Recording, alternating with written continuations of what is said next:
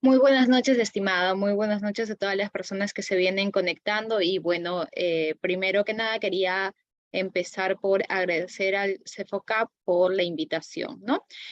Como ya lo has anunciado, el día de hoy vamos a tratar el tema del delito de feminicidio. Vamos a abordar los antecedentes históricos del término feminicidio. Vamos a ver cómo es que se ha regulado el feminicidio en nuestra región, en otros países vecinos.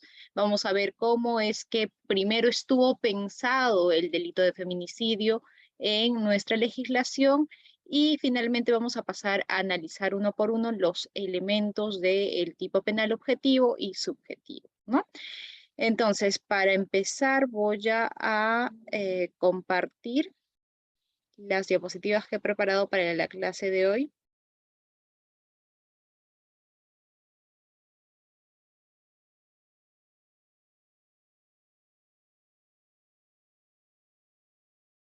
A ver, me confirman, por favor, si se logra ver. Ahí está. ¿Me confirman, por favor? Sí, se aprecia, doctora. Perfecto, gracias. Entonces, empecemos por el tema de el término. Muchos hemos escuchado hablar de feminicidio, femicidio, que también lo llaman en otros países, ¿no? Pero, ¿de dónde proviene este término? El feminicidio, que lo llamamos así en nuestro país, proviene en realidad del término inglés femicide, ¿no?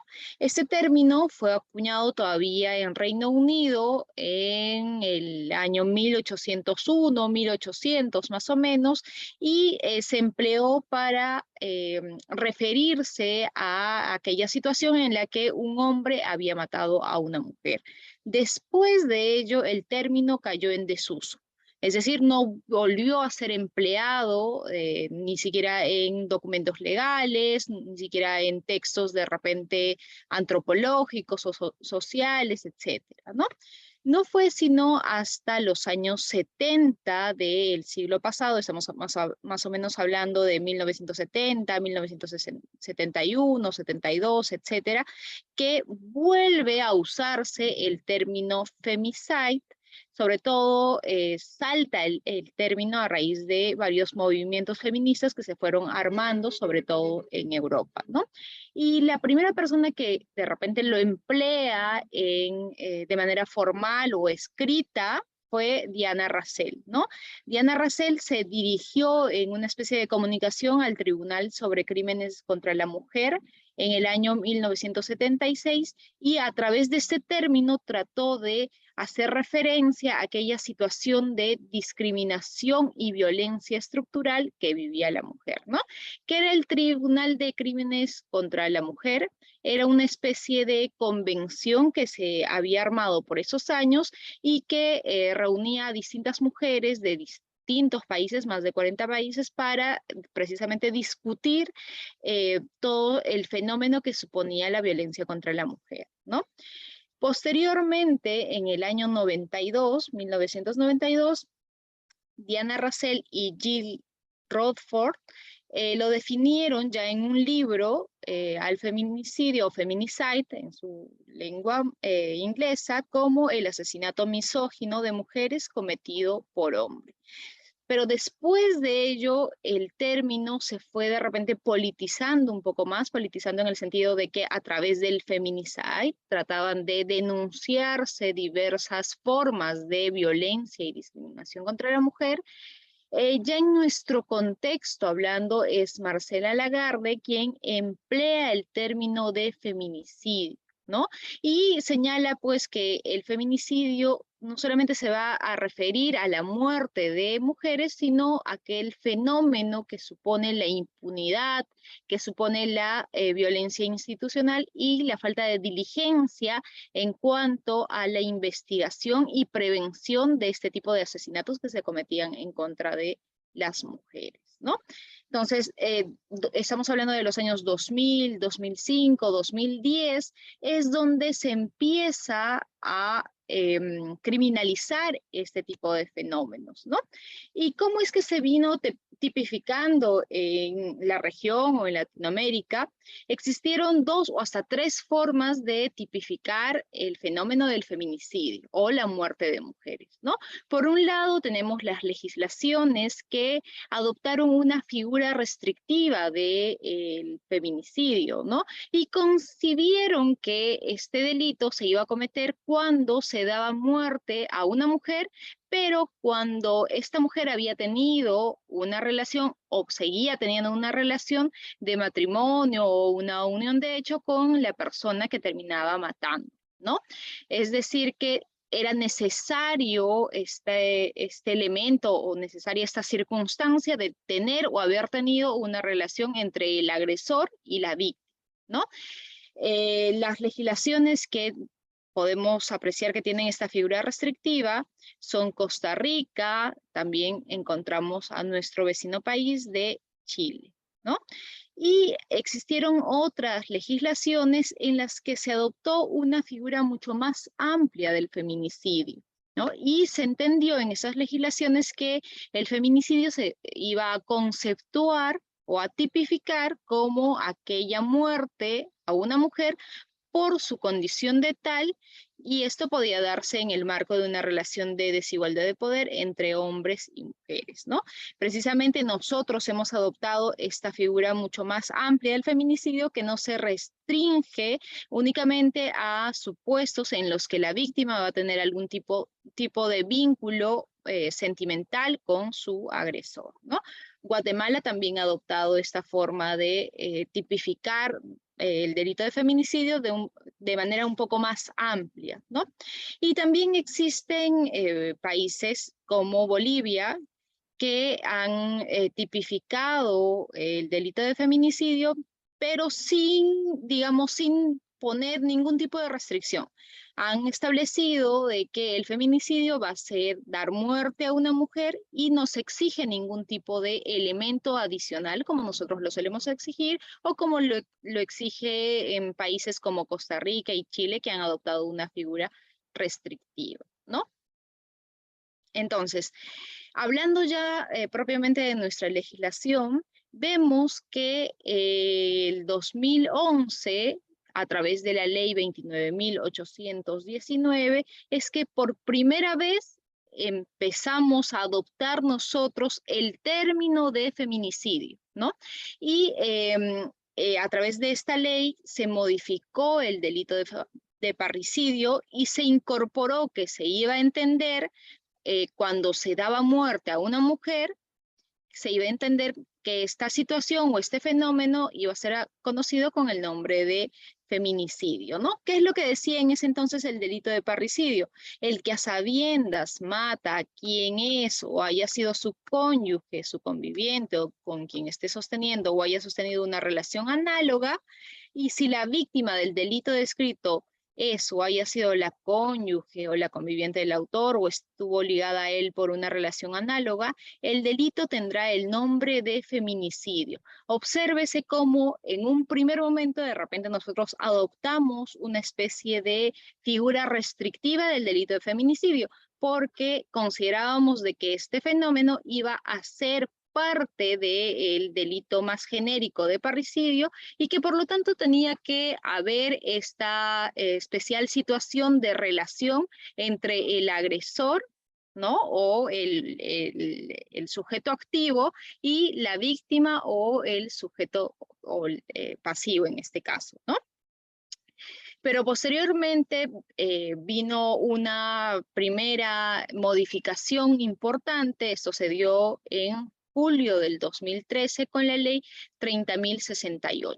Con esta ley se incorpora un delito autónomo y que en gran medida comparte varios elementos del delito tal cual lo conocemos el día de hoy, ¿no?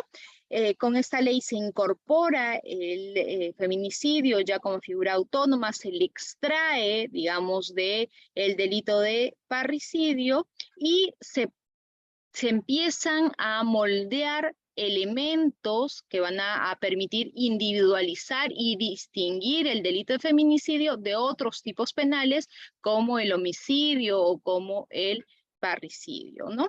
Después de esta primera ley, la ley 30.068, hubieron una serie de modificaciones, pero fueron modificaciones que, digamos, que aumentaron la pena, aumentaron agravantes, aumentaron las penas también para los agravantes, etcétera, ¿no? Y tenemos la última modificación que fue en el año 2018. Entonces, hoy por hoy tenemos el delito de feminicidio regulado en el artículo 108b del Código Penal, que a la letra señala lo siguiente, ¿no? Será reprimido con pena privativa de libertad no menor de 20 años el que mata a una mujer por su condición de tal en cualquiera de los siguientes contextos. Primero, por violencia familiar. Segundo, por coacción, hostigamiento o acoso sexual. Tercero, por abuso de poder, confianza o de cualquier otra posición o relación que le confiera autoridad a la gente. Y cuarto, cualquier forma de discriminación contra la mujer, independientemente de que exista o haya existido una relación conyugal o de convivencia con el agente. Vemos acá claramente cómo migramos de una forma restrictiva, es decir, de una forma en la que únicamente se iba a apreciar o a verificar la comisión del delito de feminicidio mientras existiese esta relación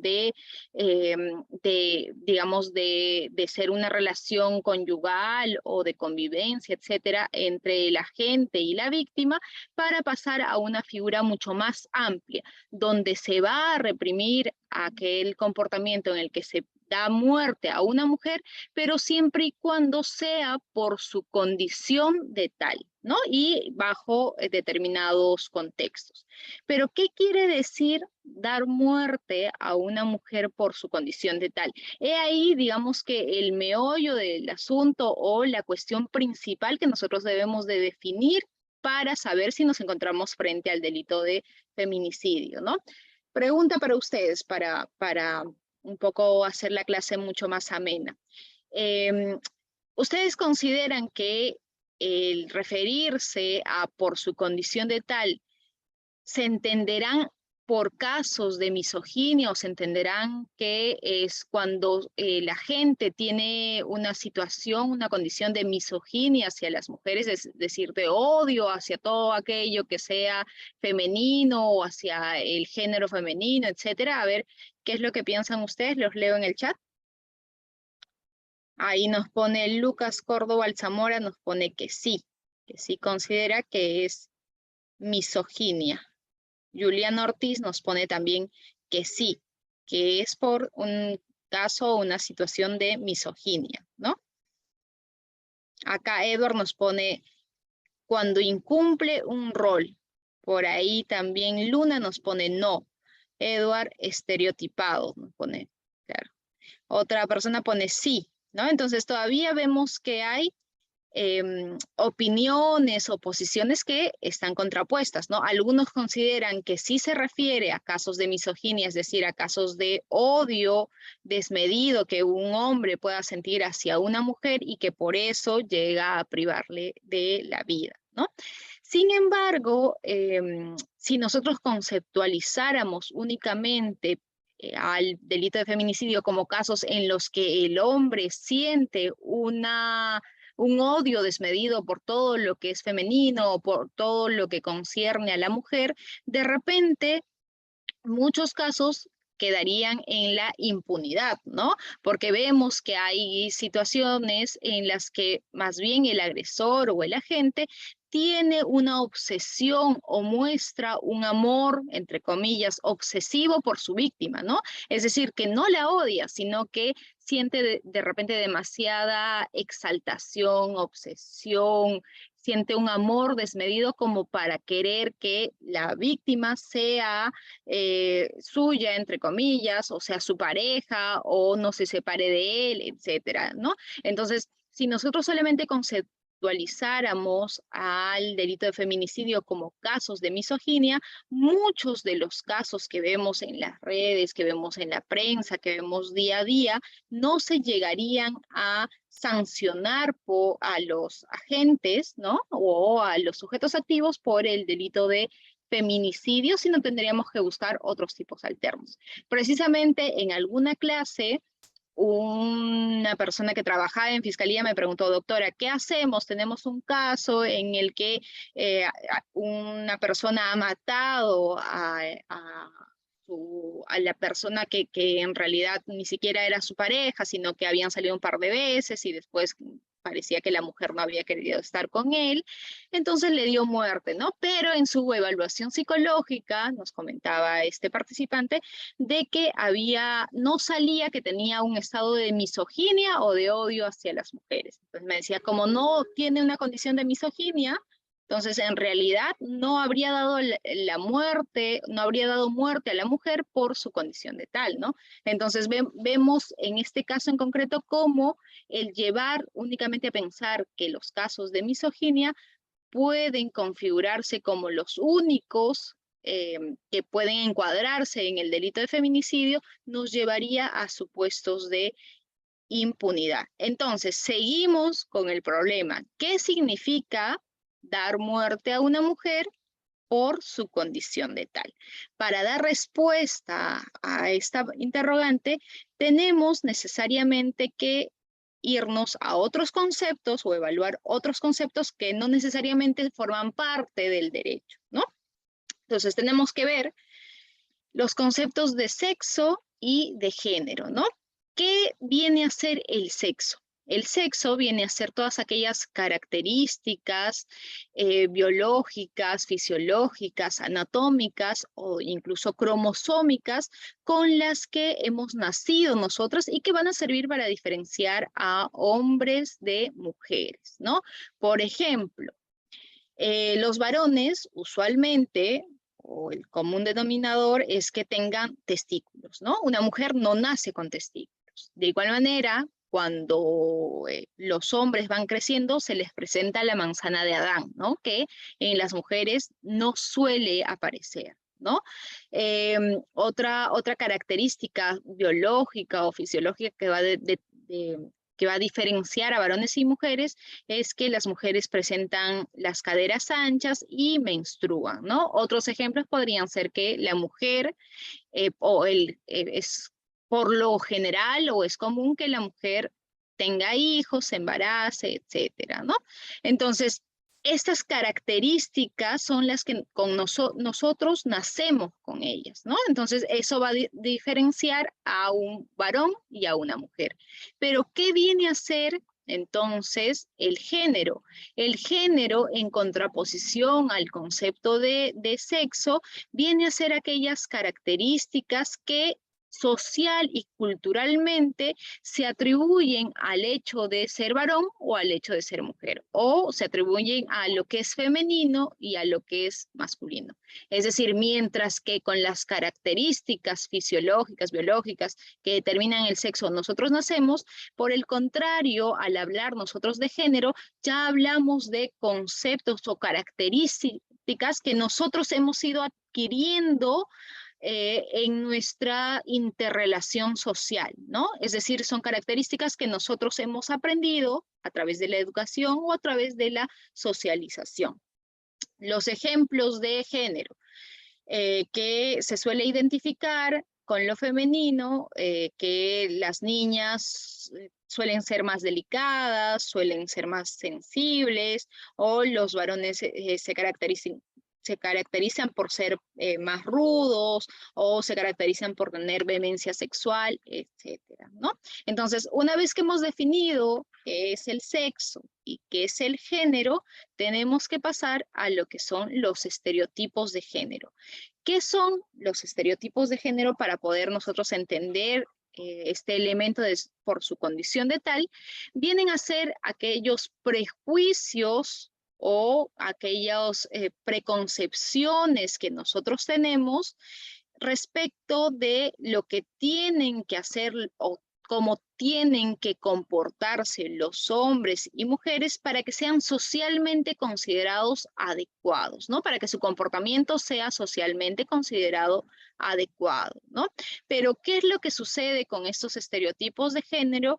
Que usualmente y a lo largo de los años, a lo largo de la historia, de generación en generación, se ha solido identificar como que el género masculino viene a ser aquel predominante o aquel al que se le atribuyen características por encima de lo que se entiende o tendría que ser lo femenino, ¿no? Los estereotipos de género entonces suelen establecer relaciones de poder al identificar lo femenino como si fuese lo débil y lo masculino como si fuese lo valioso, lo fuerte, etcétera, ¿no?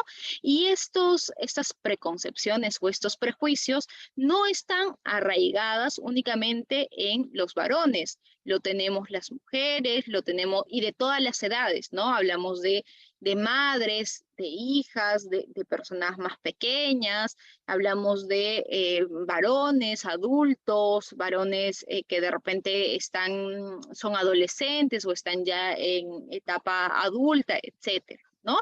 Entonces son prejuicios o preconcepciones que están muy enraizadas en nosotros y que muchas veces no nos damos cuenta hasta que alguien más nos hace ver y nos dice, oye, lo que estás diciendo en realidad es un prejuicio que tú tienes o no te das cuenta que en realidad al criar de esta manera a tus hijos o al hacer ver esto a tu hija, a tu hijo, en realidad estás poniéndole en un plano de subordinación sin que te des cuenta, ¿no? Un ejemplo muy gracioso que me pasó. En algún momento estábamos un grupo de amigos y un amigo me decía, oye, pero en realidad es algo natural de la mujer, es algo que le nace a la mujer, el poder atender a su esposo, el poder cocinar, en realidad a ellas les nace, a ustedes les nace el poder cocinar y que por lo tanto como lo hacen mejor que nosotros, bueno, pues es como que natural que ustedes se dediquen más tiempo a estar en la cocina, a cocinar, a atender a las demás personas que habitan en un hogar, ¿no? Entonces, eso me lo dijo desde su posición, ¿no? Y justo acababa de tener una hija y yo le decía, qué bueno que pienses así, entonces ponte a pensar que cuando tu hija crezca y se case, entonces va a ser la llamada naturalmente a servir a su esposo. Eso es lo que me estás tratando de decir. Entonces se puso a pensar y claro, lo vio desde la óptica de la persona que quería, que era su hija, y se dio cuenta que en realidad ello no tendría que ser así porque de alguna manera este prejuicio o esta preconcepción hacía que su hija tuviese que ocuparse principalmente de las labores del hogar o de las tareas del hogar o de cocinar o atender a la familia, etcétera, mientras que la otra persona podía disfrutar de otra manera del tiempo libre que tuviese, ¿no? Entonces, algunos ejemplos que nosotros podríamos poner de estereotipos de género son, por ejemplo, los varones deben de ser los poderosos, no deben expresar vulnerabilidad, tienen que ser los proveedores del hogar, etcétera, ¿no? Por el otro lado, podemos ver ejemplos de estereotipos de género que suelen identificar a las mujeres como personas débiles y que necesitan de estar protegidas por algún varón, etcétera, son que las mujeres deben de ser delicadas, deben de expresar pureza sexual, deben de cuidar mucho cuál es su apariencia, deben de tener algún tipo de molde de cómo tendrían que ser ellas físicamente, etcétera, ¿no? Entonces, vemos cómo todos estos estereotipos de género no permiten que ninguno de los dos, ni varones ni mujeres, podamos llegar a un plano de igualdad y podamos de repente ejercer con libertad nuestros derechos fundamentales, ¿no? Entonces, imagínense ustedes un niño que crece creyendo que tiene que ser una persona fuerte, tiene que ser el proveedor del hogar, no tiene que mostrar sentimientos, no tiene que mostrar vulnerabilidad, etcétera. Imagínense cómo crece ese niño y cuando sea mañana más tarde, de repente padre de familia y se quede sin trabajo o sufra una situación muy fuerte, cómo se va a sentir por dentro al no poder expresar de repente frustración, al no poder expresar sentimientos hacia la esposa, hacia los hijos, al no poder enseñarles a los hijos que un hombre tal como una mujer, pues se les permite pues mostrar sensibilidad, se les permite mostrar de repente frustración y mostrar sentimientos también de amor hacia la familia, etcétera, ¿no?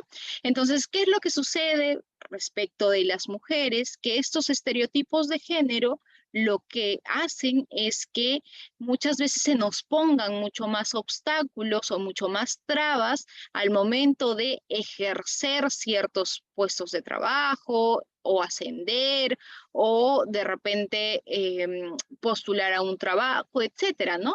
Y no solamente en el plano laboral, sino que a través de estos estereotipos de género también es que se ha venido aplicando la justicia que si nosotros retrocedemos en el tiempo, nos vamos de repente al 2005, 2006, 2007, etcétera, vemos cómo la violencia contra las mujeres, la violencia dentro del hogar, se concebía como una situación que tenía que ser arreglada por la pareja y si es que la esposa de repente acudía a la dependencia policial, a la comisaría, a la fiscalía, para interponer una denuncia contra el esposo, muchas veces ni siquiera se le tomaba en cuenta, no se le prestaba atención, porque consideraban de que eso era un tema que únicamente incumbía a la familia, al esposo, a la mujer, y que por lo tanto podían arreglarse en un determinado momento, ¿no? Entonces vemos cómo este era el reflejo de, en realidad, que la justicia, el aparato de justicia actuaba premunido por estereotipos de género en el sentido de que la mujer en realidad era una persona voluble y que por lo tanto alguna situación que se produjese de violencia dentro de la familia tendría que ser arreglado tarde o temprano, ¿no? Que no era un problema trascendental como para recibirle la denuncia y abrir una investigación. Incluso con la ley anterior a la ley 30.364 se establecía en la propia ley la posibilidad de instar a una especie de conciliación entre la víctima y su agresor, ¿no? Para que el proceso ya no continuase y no se derivase en una demanda por violencia familiar que anteriormente se conocía o el proceso se seguía de esa manera, ¿no? Y la Corte Interamericana de Derechos Humanos también se ha pronunciado respecto a lo que nosotros debemos de entender por estereotipos de género, ¿no? ¿Qué es lo que ha dicho en el caso González y otras, o más conocido como campo algodonero? Ha señalado lo siguiente. El tribunal considera que que el estereotipo de género se refiere a una preconcepción de atributos o características poseídas o papeles que son o deberían ser ejecutados por hombres y mujeres respectivamente. Teniendo en cuenta las manifestaciones efectuadas por el Estado, es posible asociar la subordinación de la mujer a prácticas basadas en estereotipos de género socialmente dominantes y socialmente persistentes, condiciones que se agravan cuando los estereotipos se reflejan implícita o explícitamente en políticas y prácticas, particularmente en el razonamiento y el lenguaje de las autoridades de policía judicial, como ocurrió en el presente caso. La creación y uso de estereotipos se convierte en una de las causas y consecuencias de la violencia de género en contra de las mujeres, ¿no? Entonces, lo que nos está tratando de decir la Corte Interamericana de Derechos Humanos es que muchas veces estas prácticas basadas en el estereotipo de género lo que van a hacer es perpetuar esta condición de subordinación que existe respecto de la mujer, ¿no? Y evidentemente esto no va a permitir la continuación de los estereotipos de género, no va a permitir que lleguemos a un plano de igualdad material, no va a permitir que las mujeres podamos vivir en una sociedad libre de violencia basada en el género, ¿no? Entonces, volviendo ya haciendo una recapitulación de lo que es nuestro tema, que es el delito de feminicidio, nosotros tendríamos que decir que la naturaleza jurídica del delito de feminicidio en realidad no se fundamenta en el sexo de la víctima, es decir, que no se criminaliza este comportamiento solamente porque la víctima sea mujer, sino porque este comportamiento subyace dentro de ese comportamiento un estereotipo de género en base al cual se ha castigado a la mujer o en base al cual se ha tratado de reforzar algún estereotipo de género, ¿no? De esta manera, el Tribunal Español incluso ha señalado de manera expresa que no es el sexo en sí de los sujetos activo y pasivo lo que el legislador toma en consideración, sino el carácter especialmente lesivo de ciertos hechos a partir del ámbito relacional en el que se produce, ¿no? Es decir, que se va a reprimir la muerte de mujeres en un contexto de subordinación social o discriminación estructural por la imposición de estereotipos de género. Es decir, matar a una mujer por su condición de tal, quiere decir que yo le doy muerte a una mujer porque esta mujer en realidad no se ha comportado como yo consideré que se debía de comportar y por lo tanto no se comportó de esa manera y el castigo que merece es la muerte, ¿no? Un caso concreto, si un hombre ha tenido una relación, de repente han sido esposos con la víctima y se terminan separando por X razones. Y este hombre le da muerte porque no concibe que ella rehaga su vida o no concibe que se le hubiese dejado, ¿no? Entonces, el estereotipo de género que subyace a esta situación sería que la mujer es en realidad posesión o propiedad del varón y que por lo tanto a ella no se le permite tener la posibilidad de separarse del esposo, ¿no? Y por lo tanto la reacción del esposo, ¿cuál va a ser? Privarle de la vida en el sentido o como consecuencia de esta idea que tiene, que ella es su propiedad y si no es de él, no va a ser de nadie y por lo tanto se le va a quitar la vida, ¿no?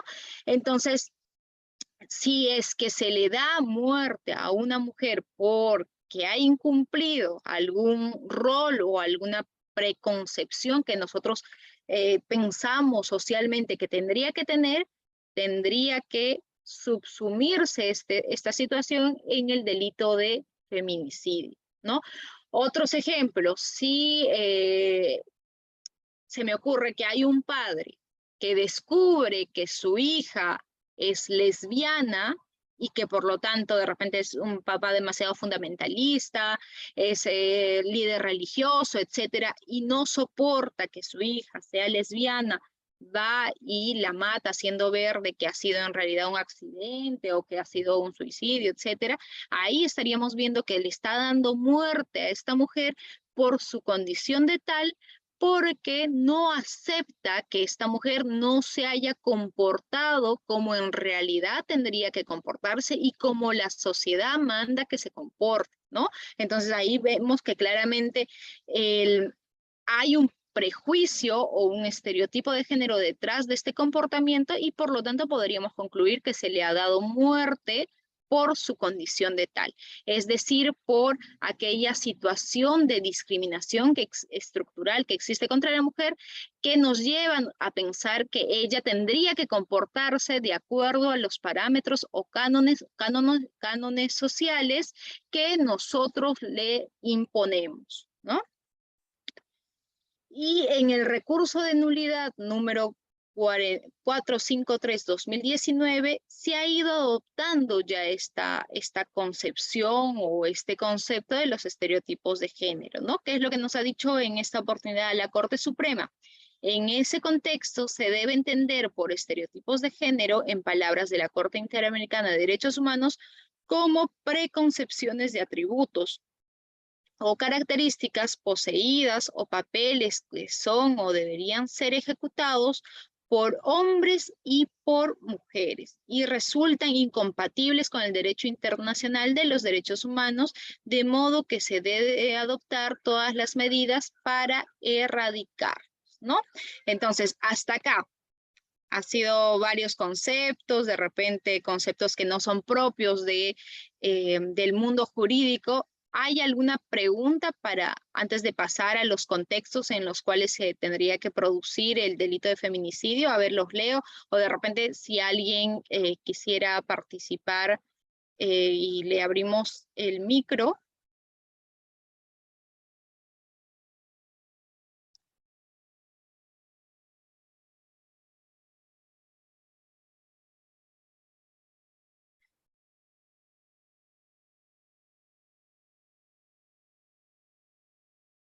Por ahí alguien nos dice, doctora, si un hombre lleva gasolina para quemar a su ex conviviente, sin embargo, dicha señora se encontraba con su hermana y la hermana por ayudar es quien resulta con graves quemaduras y posteriormente sería un caso de feminicidio, ¿no?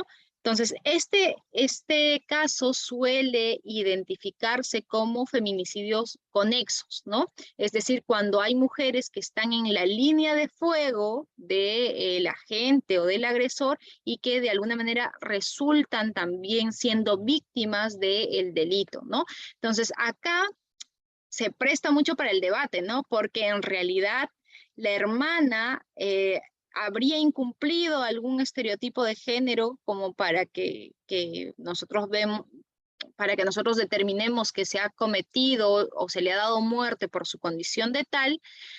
Existe una posición de la doctrina que dice que no se ha cometido en este caso el delito de feminicidio, sino de repente sí podría configurarse como otro tipo de delito, de repente por la forma en la que se ha cometido podría ser asesinato, etcétera, ¿no? Y hay otra posición que dice que sí se configura el delito de feminicidio porque en este caso el prejuicio que subyacería a la conducta es que la vida de una, dos, tres mujeres me vale igual y con tal de conseguir mi objetivo, no me importa acabar con la vida de cuanta persona, cuanta mujer esté delante, ¿no? Entonces, en realidad se presta mucho para el debate, se presta mucho para la interpretación en ambos sentidos, ¿no? A ver, hasta acá, ¿alguien tiene alguna pregunta? Si no, continuamos.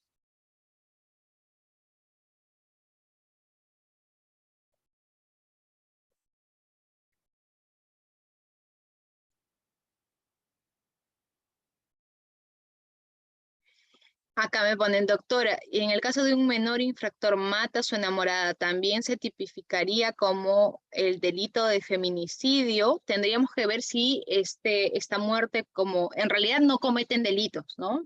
Tenemos que partir por ahí. Los menores de edad cometen infracciones y depende mucho de cuál haya sido el contexto en el que se haya producido para saber si ha sido a causa del incumplimiento de un estereotipo de género, ¿no? Y evidentemente ahí se tendría que abrir un proceso especial contra el menor que no es parecido y no se encuentra regulado bajo las normas del Código Procesal Penal que se aplica únicamente para las personas mayores de 18 años. Acá nos preguntan, doctora, buenas noches. Entonces, para que se compute el feminicidio, la víctima y el agresor deben de tener algún vínculo tomando como referencia el caso Avi Agreda y su agresor. No tienen que tener ningún tipo de vínculo, ¿no? Como lo dijimos al inicio de la clase, en nuestra región existen 2 o 3 formas de tipificar el delito de feminicidio, ¿no? Por un lado están las legislaciones que consideran que necesariamente tiene que haber algún tipo de vínculo entre el agresor y la víctima, pero en nuestro caso hemos adoptado un tipo penal un poco más amplio, ¿no? Y nuestra legislación establece de que en realidad no importa si tienen o no tienen un vínculo, sino lo trascendental es que se dé muerte a la mujer por su condición de tal, ¿no? Y entonces, si solamente importa este elemento y evidentemente los contextos que vamos a ver a continuación, se podría cometer el delito de feminicidio así sean 2 personas que de repente no han tenido ningún tipo de relación, como bien pones el ejemplo de Avi Agreda y su agresor, ¿no? Su agresor conocía a Avi, ella lo conocía, él la pretendía y ella no quería nada con con él, ¿no? Y a raíz precisamente de repente de este rechazo que sintió el agresor, vemos que podría haberse dado el estereotipo de género de la mujer siempre tiene que ser posesión o propiedad del varón y por lo tanto está obligada a aceptar cada vez que un varón le haga una propuesta romántica, una propuesta amorosa para tener algún tipo de relación sentimental, etcétera, ¿no? Entonces, en este caso vemos que hay un estereotipo de género, pero no vemos que exista una relación, lo cual ni siquiera es imprescindible para que se configure el delito de feminicidio, ¿no?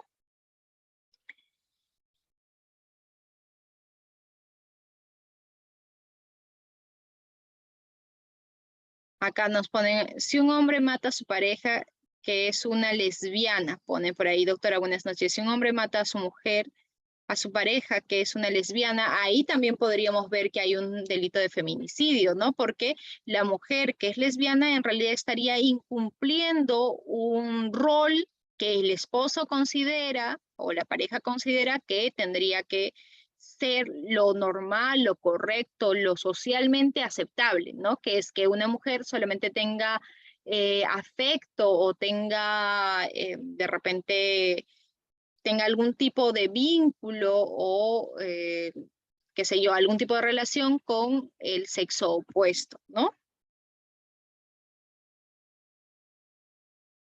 Existe feminicidio contra un trans reconocido mediante sentencia judicial. Vamos a hablar en las siguientes diapositivas de este tema, ¿no?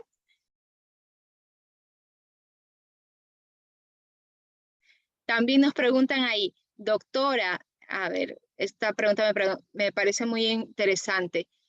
Nos ponen, el Tribunal Constitucional indica que la violencia basada en el género puede ser cometida por varones o mujeres. Entonces, si una mujer mata a otra mujer, es feminicidio, ¿no?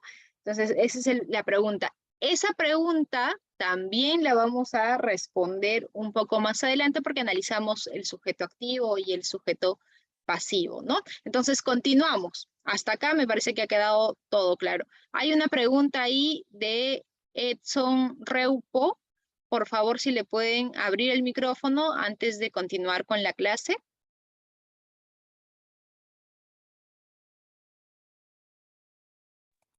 Doctora, buenas noches. Buenas noches, ¿cómo está, colega? ¿Qué tal? Doctora, una consulta. ¿Cuál es su punto de vista, por ejemplo, dentro del delito de feminicidio? Existe el agravante cuando la persona comete el delito cuando se encuentra en estado de ebriedad, ¿no? Pero, por otro lado, el artículo 20 señala de que están exentos de responsabilidad penal los que conocen el carácter delictuoso de su acto, ¿no? Y el 21 establece de que el juez puede disminuir la pena por debajo de los límites inferiores, pero el 108 señala que son agravantes y la pena aumenta. Entonces hay un conflicto, ¿no? Por un lado está en contra o la pena es superior para el imputado, pero por otro lado, de una u otra manera le favorece porque puede estar exento o pues, se le puede disminuir la punibilidad, porque hay un recurso de nulidad, no lo tengo a la mano, donde una persona fue condenada por feminicidio de 16 años, y porque se encontraba en estado de ebriedad, y el otro fue en grado de tentativa, creo que quedó en 8 años. Entonces, ¿cuál es su punto de vista o ha tenido algún caso, por ejemplo, donde haya estas dos controversias o cómo ha resuelto algún juzgado? Gracias. Gracias por la pregunta, me parece súper interesante, ¿no? Claro, porque pareciese que sí existe una especie de contradicción, porque por un lado, en el artículo 20 del Código Penal se establece como una eximente de responsabilidad penal cuando la persona tiene una grave alteración de la conciencia, ¿no? Entonces, por otro lado, nos dice que si es que estás en estado de ebriedad, de drogadicción, en realidad tu pena va a ser agravada, ¿no? Entonces, ¿cómo resolver este aparente conflicto de normas? Es empleando las reglas del método Whitmark, ¿no? ¿Qué es el método Whitmark? Es aquel método científico para determinar qué grado de alcohol uno tenía al momento de la comisión del hecho delictivo. Por ejemplo, si es que el hecho delictivo se hubiese cometido a esta hora, ¿no? 9 de la noche de hoy día, y la persona se encontraba en estado de ebriedad y mata a una mujer, posiblemente a su pareja, y al día siguiente es capturada, por ejemplo, a las 4, 5 de la mañana, 6 de la mañana, se le extrae sangre, se hace un procedimiento, un cálculo numérico para ver cuánto es que era su porcentaje de alcohol en la sangre al momento de la comisión del hecho delictivo, es decir, a esta hora, ¿no? A las 9 de la noche.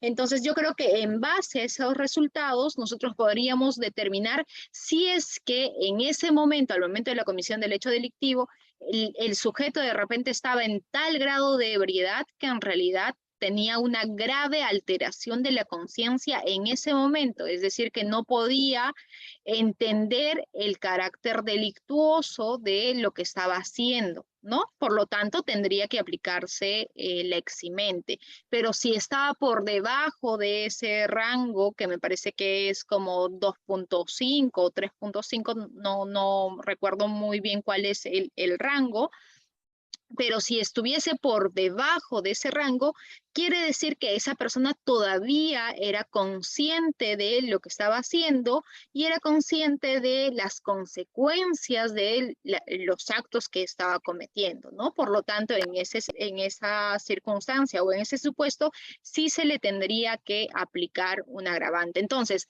el punto de equilibrio, digamos, para saber si es que se le aplica el agravante o podríamos de repente pelear nosotros por alguna especie de eximente, sería dado por este mecanismo científico numérico para saber si es que tenía una grave alteración de la conciencia en ese momento o no tenía ningún tipo de alteración de la conciencia, ¿no? Bien, sigamos con las diapositivas para responder varias de las preguntas que nos han hecho, ¿no?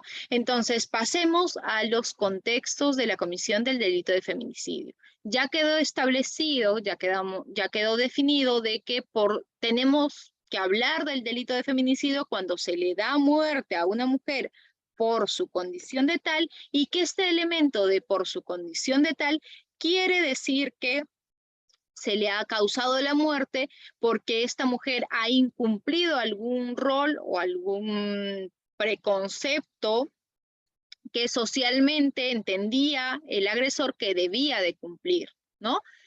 Entonces, pero además de ello, no basta para que se configure el delito de feminicidio que solamente se produzca la muerte de una mujer por su condición de tal, sino tiene que darse en alguno de los siguientes contextos. Tiene que darse por violencia familiar, tiene que darse por coacción, hostigamiento o acoso sexual, tiene que darse cuando medie un abuso de poder o confianza, o tiene que darse cuando exista cualquier forma de discriminación contra la mujer, ¿no? Veamos el primer contexto, la violencia familiar.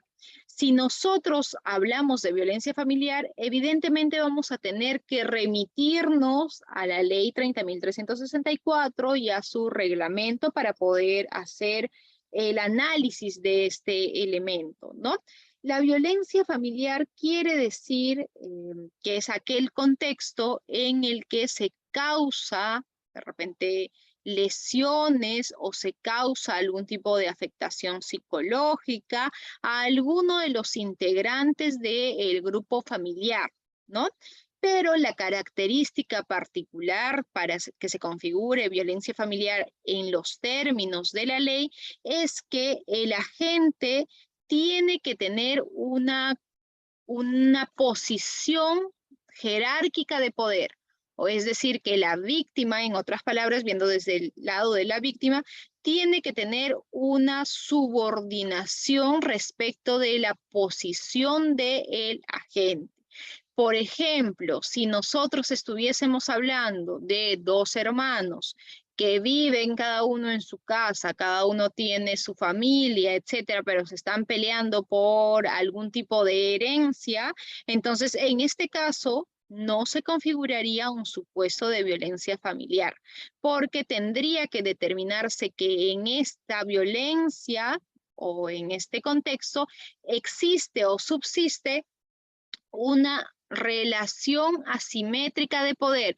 Una de las partes, que es el agresor, tiene que tener poder o ascendencia respecto de la otra, ¿no?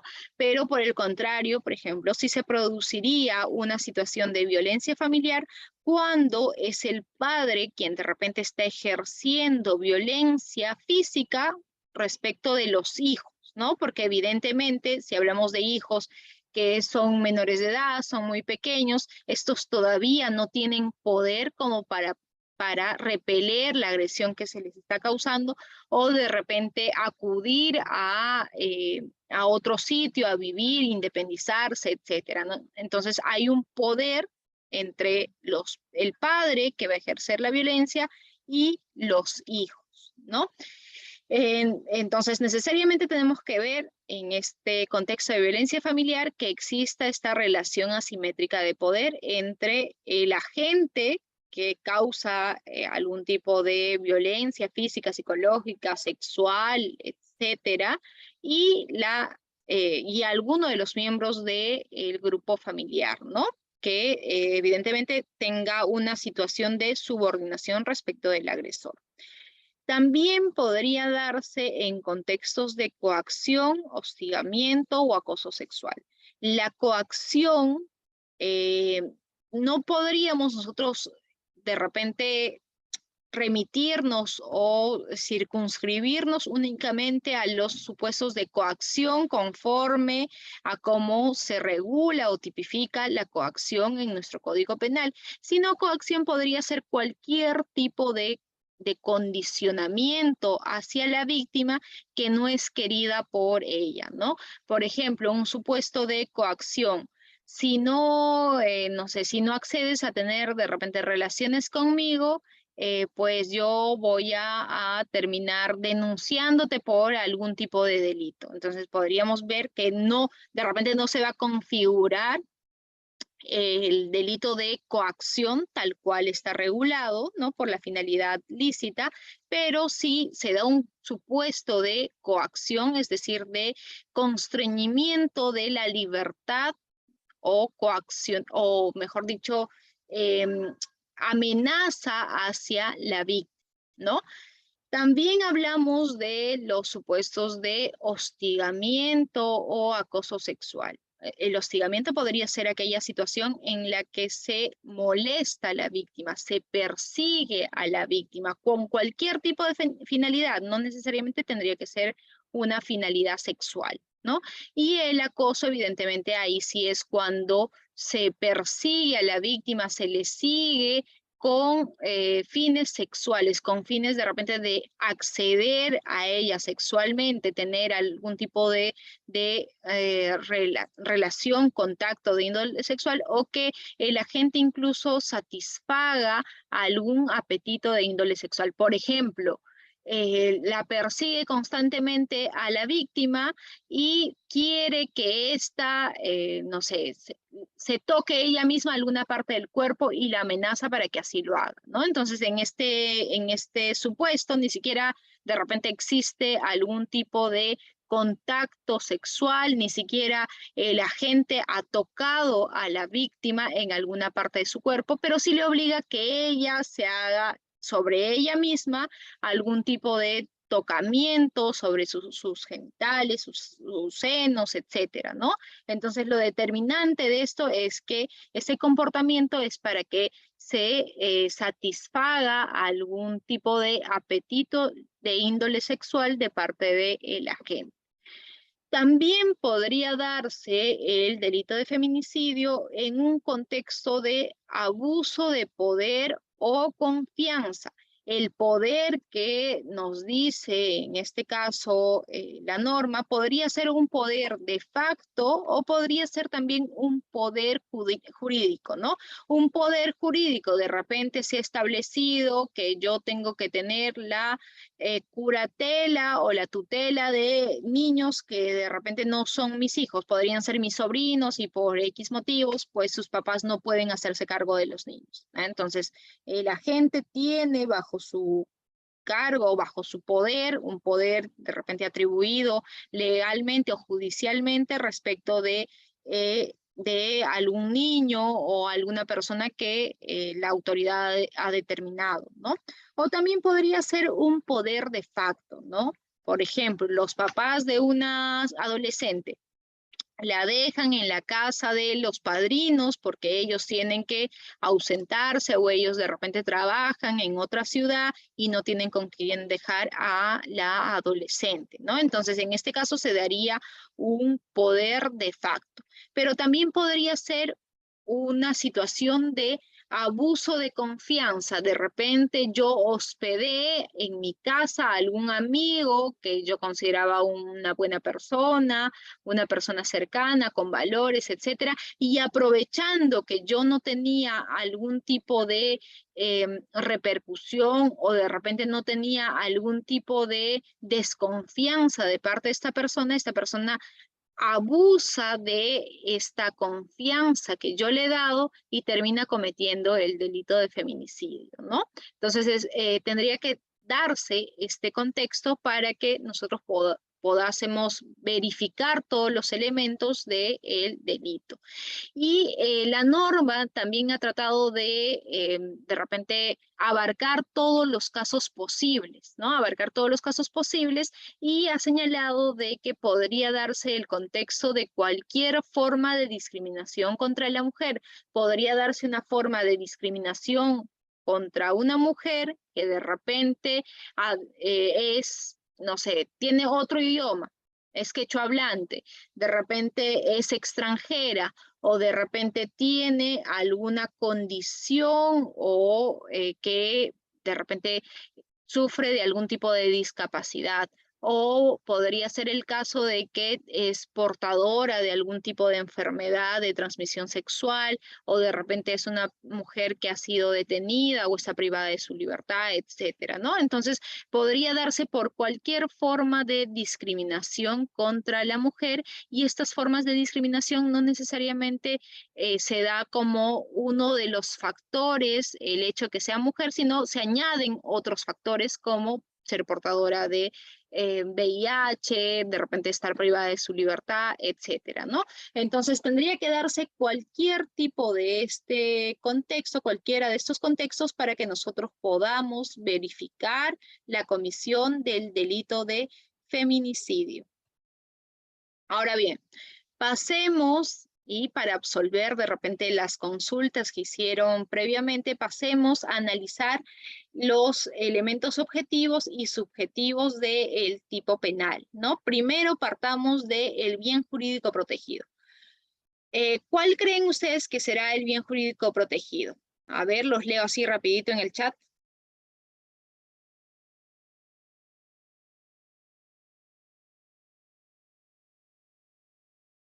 ¿Cuál creen ustedes que será el bien jurídico protegido? María del Pilar nos dice la vida.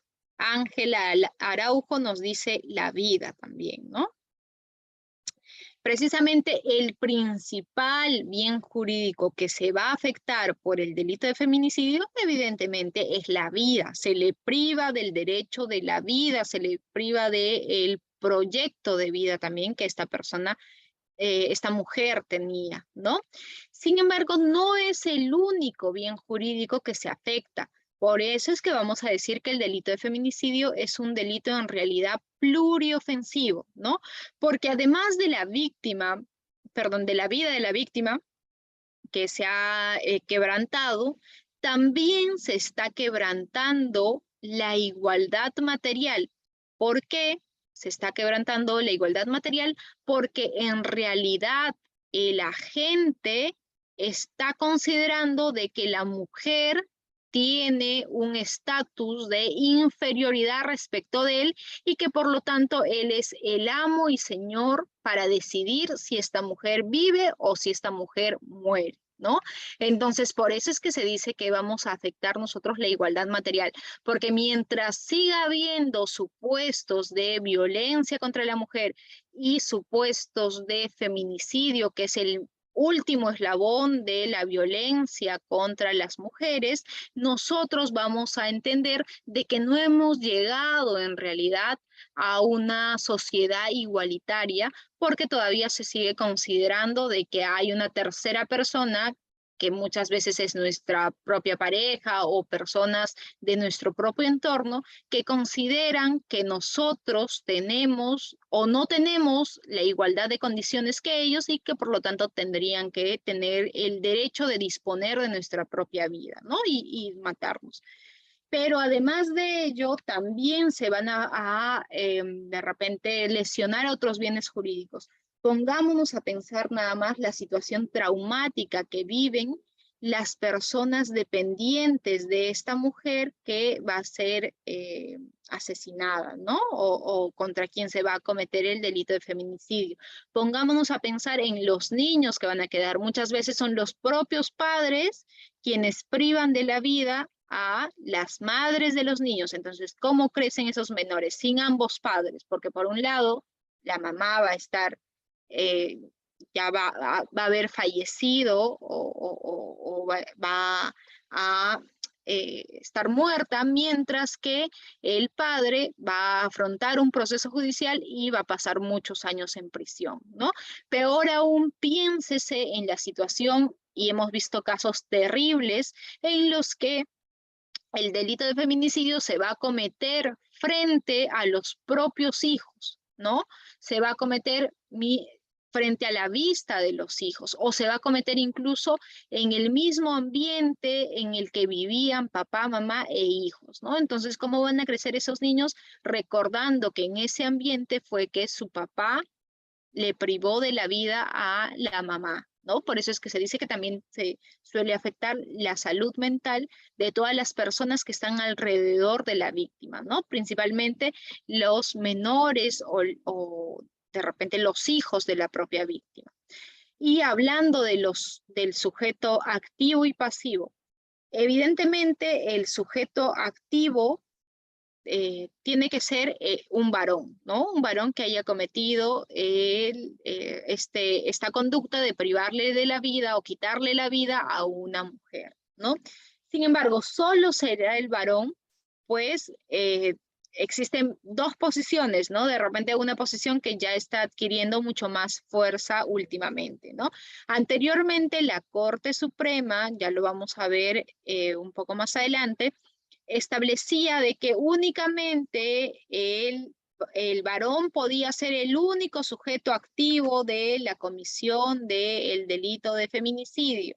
Sin embargo, si nosotros conceptualizamos que el delito de feminicidio es dar muerte a una mujer porque ha incumplido algún rol o algún estereotipo de género, en realidad lo que estamos nosotros reconociendo es que estos estereotipos de género no son propios de los varones o no se emplean únicamente por los varones, sino muchas veces son las propias mujeres quienes defienden a capa y espada una serie de estereotipos de género. Por ejemplo, cuando escuchamos que nuestra mamá, nuestra suegra, etcétera, nos dicen que debes de comportarte de tal o cual manera, que qué va a decir tu esposo, que tu esposo te va a dejar porque no te estás arreglando, tu esposo te va a dejar porque no le atiendes, que pobre tu esposo que vuelve cansado y no le estás atendiendo, ¿no? Entonces, evidentemente esto supone perpetuar los estereotipos de género o aquellos preconceptos o aquellos roles que socialmente las mamás, las suegras, etcétera, consideran que tendrían que regir la conducta de las parejas o de sus hijas, etcétera, ¿no? Entonces, si nosotros vamos por ese lado, interpretamos de esa manera al delito de feminicidio, pues evidentemente el varón no sería el único sujeto activo de este delito, ¿no? Y precisamente nosotros, si vemos este caso de la activista que desapareció, y muchos años después encontraron su cuerpo y confesó su cuñado y la pareja de su cuñado que él había matado junto con la enamorada después de una discusión, etcétera, y habían desaparecido su cuerpo. No recuerdo cuál es el nombre, Sol Siret. Entonces, en este caso de Sol Siret, por ejemplo, la acusación fue por el delito de feminicidio, tanto para varón como para mujer, porque ambos la habían matado por estereotipos de género, ¿no? ¿Cuáles eran los estereotipos de género? Pues eran de que pues consideraban de que era una persona que no reunía los estándares como para estar con el hermano, ¿no? Incluso se habla de que el cuñado sentía algún tipo de atracción sexual por la víctima y que incluso había intentado acosarla o había intentado mantener algún tipo de contacto más allá de el simple hecho de ser cuñados, ¿no? Entonces, como acá evidentemente que se había causado la muerte a una mujer por su condición de tal y habían estado involucrados el varón y la mujer, evidentemente acá tendrían que responder a ambos por el delito de feminicidio, ¿no? Entonces, pese a que la acusación se fue por ese lado para que a ambos se les impusiera una pena acorde a las reglas del delito de feminicidio, lo que sucedió fue que la sala, ¿no? Determinó de que era culpable el chico, ¿no? O me parece que era perdón, no era sala, era juzgado penal colegiado. El juzgado penal colegiado determinó que el delito de feminicidio se había cometido respecto del chico, pero respecto de la otra persona, que era la pareja, solamente tipificaron o consideraron que era el delito de asesinato, ¿no? Entonces lo que hicieron la familia, la fiscalía es apelar y este caso seguramente se va a resolver en la sala o incluso va a llegar hasta la Corte Suprema y va a ser una buena, va a ser un buen caso como para que la Corte Suprema, si es que llegase hasta la Suprema, pueda pronunciarse y de repente cambiar un poco el sentido interpretativo que había venido teniendo hasta el acuerdo plenario que se emitió, ¿no? Pero hoy por hoy, si es que me preguntan si es que ha habido algún tipo de sentencia en el que se haya condenado a una mujer por el delito de feminicidio, actualmente no existe. ¿No? No existe, pero quién sabe que con el tiempo esto no vaya a cambiar y veamos que también se va a criminalizar o se va a sancionar a una mujer por haber dado muerte a otra mujer por haber incumplido algún estereotipo de género y como castigo se le ha dado muerte por ello, ¿no? Entonces, al hablar nosotros ya del sujeto pasivo, al hablar de si solamente las mujeres pueden ser sujetos pasivos del delito de feminicidio, pues actualmente también la Corte Suprema estableció que únicamente se tendría que cometer el delito de feminicidio respecto de las mujeres, ¿no? Sin embargo, quién sabe, y esto también podría cambiar a largo plazo, ¿no? ¿Por qué? Porque ya el propio Tribunal Constitucional en la sentencia 6040-2015, que ha sido un proceso de amparo, nos ha dicho lo siguiente, ¿no? La realidad biológica no es determinante para la configuración de sexo. Esto debe ser comprendido en su dimensión social, cultural e interpersonal. Es decir, lo que nos está tratando de señalar el Tribunal Constitucional es que si bien nosotros podemos de repente nacer con una realidad biológica, si nosotros de repente a lo largo del tiempo hemos adoptado ciertos tipos de comportamientos y nos identificamos con el género de repente opuesto, ¿no? Entonces, nosotros tenemos que ver que la realidad biológica no es la única para determinar socialmente lo que somos, ¿no? Entonces, quién sabe, y más adelante no se acepte también que de repente una mujer trans pueda ser víctima del delito de feminicidio, y precisamente el estereotipo de género que subyacería a este comportamiento sería de que las mujeres tienen que ser mujeres por nacimiento y que no puede haber una persona transexual, ¿no? Que ha pasado toda la etapa para de repente comportarse como una mujer, ¿no? Yo me pongo a pensar, por ejemplo, en aquellos casos que vemos, no sé si en el Perú, me parece que todavía no hemos llegado a esa etapa, pero sí en otros países, en Estados Unidos, en otros países europeos, donde los niños desde muy pequeños se identifican con el género opuesto, y de repente un niño ha nacido con genitales de varón, ¿no? Pero toda su vida se ha comportado socialmente como una mujer, ¿no? Entonces, imagínense que esta persona sea privada de su derecho a la vida, ¿no? Entonces, en este caso, yo creo que se le estaría privando del derecho a la vida por entender que mujer únicamente tendría que ser aquella que nace como tal, ¿no? Y por lo tanto, si no has nacido como tal, tú estás excluida del género femenino, por lo tanto, tendrían que privarte de la vida, ¿no? Entonces, quién sabe, y con el tiempo también no se llegue a cambiar este criterio respecto de quién tendría que ser el sujeto pasivo del delito de feminicidio. Hablando del elemento subjetivo, evidentemente acá tiene que haber dolo de parte de la gente, ¿no? Es decir, debe de actuar con la intención de privarle de la vida a la víctima, ¿no? Pero habrá otro tipo de elemento adicional al dolo, por ejemplo, habrá algún tipo de elemento de tendencia interna trascendente. Acá ha habido una feroz discusión porque la Corte Suprema en el acuerdo plenario, ¿no? En el acuerdo plenario 1/2016, señaló de que en realidad el elemento por su condición de tal tendría que entenderse como un elemento de tendencia interna trascendente, ¿no? Es decir, como aquel elemento adicional al dolo, y tendríamos nosotros que hacer ver de que se le mata con la intención de repente reprimir su condición de tal, o de repente como un acto de castigar su condición de tal, ¿no? Y por lo tanto, incluso el acuerdo plenario en algún fragmento dice que el legislador en realidad ha cometido un error al tratar de tipificar o al tipificar el delito de feminicidio de esta manera, y que por el contrario, en vez de simplificar la labor interpretativa, la labor de aplicación de este tipo penal, lo que ha hecho es complejizarlo de manera innecesaria, y que por lo tanto, en realidad, este tendría que entenderse como un elemento de tendencia interna trascendente, ¿no?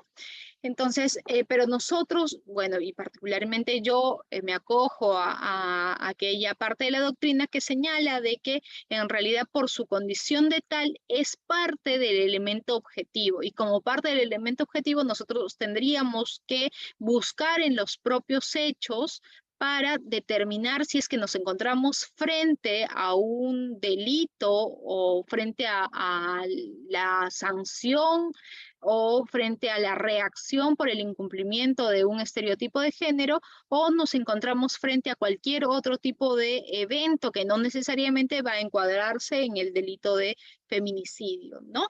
Y hablando también del Acuerdo Plenario 1/2016, se ha señalado que, como ya lo habíamos dicho, solamente el varón podría ser autor del delito de feminicidio.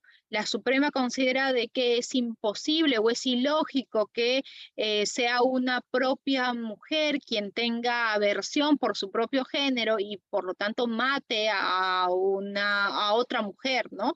Pero si es que nosotros conceptualizamos al delito de feminicidio como aquella reacción por el incumplimiento de estereotipos de género, sería perfectamente pasible de que cualquier persona pueda ser autor del delito de feminicidio, ¿no? Incluso nosotros, si vemos las redes de repente, frente a algún delito que se cometa, algún caso que sea muy mediático o de repente que haya llamado más nuestra atención, por ejemplo, en los casos de violaciones en grupo, si nosotros leemos las redes sociales, pues muchas mujeres son las que principalmente se dedican a atacar a la víctima y se dedican a perpetuar los estereotipos de género, ¿no? Por ejemplo, existen comentarios de lo más desatinados y machistas, cargados de machismo, de las propias mujeres, donde se señala que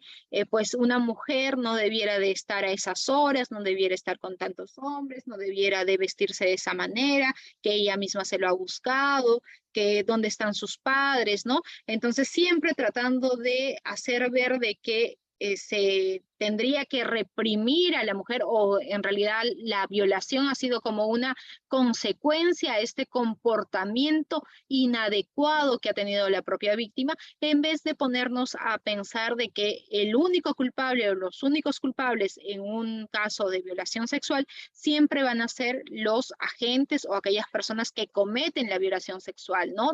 Sin importar cómo iba la víctima, cómo se encontraba la víctima, cuál era la condición de la víctima, cuál era la forma de vestir, etcétera, ¿no? Entonces, muchas veces son las propias mujeres quienes tratan de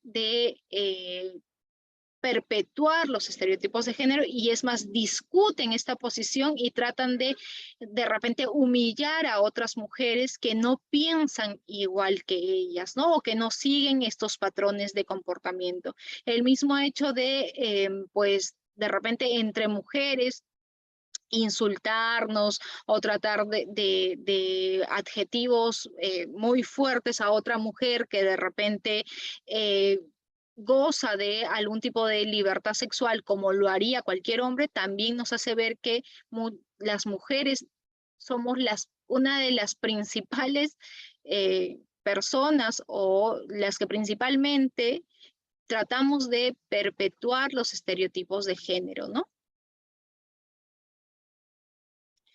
Bien, viendo el tema de las agravantes del delito de feminicidio. La norma ha establecido una serie de agravantes. Vamos a ver así de manera rápida algunas de ellas, ¿no?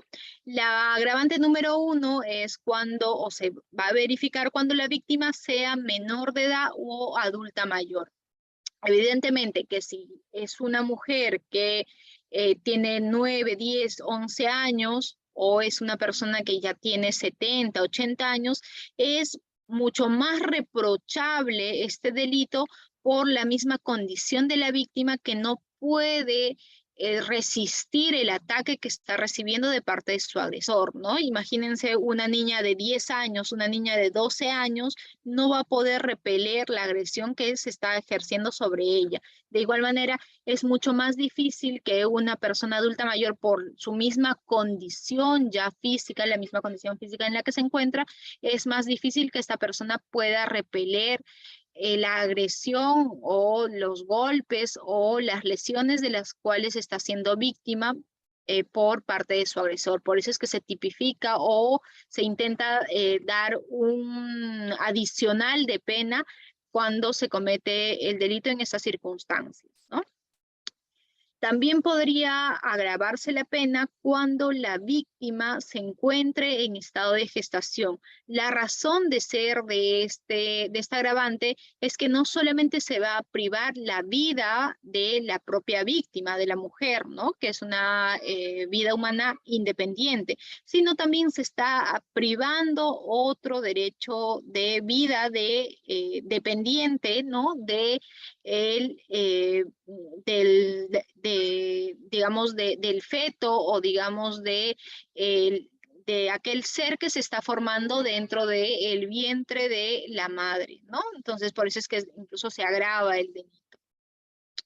Como tercer agravante tenemos que la víctima se encuentre bajo el cuidado o responsabilidad del agente. En realidad, esto se ha puesto como una agravante, pero si nosotros nos vamos a el contexto en el cual se tendría que realizar el delito de feminicidio, vemos que en realidad es parte también del tipo penal básico, ¿no? Con lo cual no existiría mucho sentido que se agrave este contexto o este supuesto cuando forma parte del tipo penal base, ¿no? Como cuarta agravante encontramos que la víctima fuese sometida previamente a violación o actos de mutilación. En este caso, evidentemente que si la víctima primero ha sido sometida a algún tipo de violación sexual o de repente se le han cortado o cercenado algunas partes de su cuerpo, podría ser los genitales, podrían ser los dedos, podrían ser qué sé yo, alguna parte de su cuerpo, es mucho más reprochable el acto porque se le ha causado sufrimiento innecesario a la víctima y también porque se han lesionado de manera separada, incluso podría configurarse un concurso real de delitos, se ha configurado o se ha lesionado dos bienes jurídicos independientes. Por un lado, se ha lesionado la libertad sexual de la víctima y por el otro lado se ha lesionado también el derecho a la vida y la igualdad material propios del delito de feminicidio, ¿no? Por otro lado, también tenemos como agravante que la víctima tenga en ese momento algún tipo de discapacidad. Al igual que en la primera agravante, es reprochable que la víctima tenga algún tipo de discapacidad porque no va a poder repeler la agresión que se está ejerciendo sobre ella. No va a poder defenderse cual si fuese una persona que de repente goza de todas las facultades físicas o mentales. Imagínense ustedes que sea una persona sordomuda, que no pueda gritar, no pueda expresar dolor, no pueda pedir ayuda, etcétera. O podría ser una persona que se encuentra, una mujer que se encuentra en silla de ruedas, ¿no? Que no puede correr, no puede escapar de su agresor. Entonces, por eso es mucho más reprochable este contexto, ¿no? Como sexta agravante tenemos que la víctima estuviese sometida a trata de personas u otra forma de explotación humana, ¿no? Ahí también encontraríamos un concurso real de delitos entre el delito de trata de personas, ¿no? O alguna forma similar de explotación y también encontraríamos el delito de feminicidio, ¿no? Como sexta agravante cuando concurra cualquiera de las circunstancias del delito de homicidio calificado, ¿no? Pero ojo acá, hay que tener en cuenta de que tenemos que ver cuál es ese contexto de homicidio calificado para que no exista en realidad una incompatibilidad entre el delito de feminicidio y el delito de homicidio calificado. Si es que se cometiese por algún tipo de lucro, en realidad no subsistiría el delito de feminicidio, sino estaríamos únicamente frente al delito de homicidio calificado. Es importante acá que nosotros veamos que la razón de ser del delito de feminicidio siempre va a ser por el incumplimiento de los estereotipos de género, ¿no? Si no existe este incumplimiento de estereotipo de género y más bien la muerte de la mujer se dio en realidad como una forma de enriquecerse la gente o obtener algún tipo de lucro, etcétera, entonces ahí no vamos a estar frente al delito de feminicidio, ¿no? Por eso es que es importante que veamos frente a cuál de las condiciones de homicidio calificado nos encontramos y si esta condición no es incompatible, esta circunstancia no es incompatible con los propios elementos del delito de feminicidio, ¿no? Tenemos como octava agravante que se cometa en presencia de un menor. Acá no es necesario que de repente el menor esté viendo cómo se comete el delito, sino basta que la presencia física del menor se dé en el mismo ambiente o en la misma casa, ¿no? No es necesario que de repente esté despierto o esté viendo, presenciando todo el ataque que se va a cometer contra la víctima, sino basta con que se sepa que el menor está en ese mismo lugar, ¿no?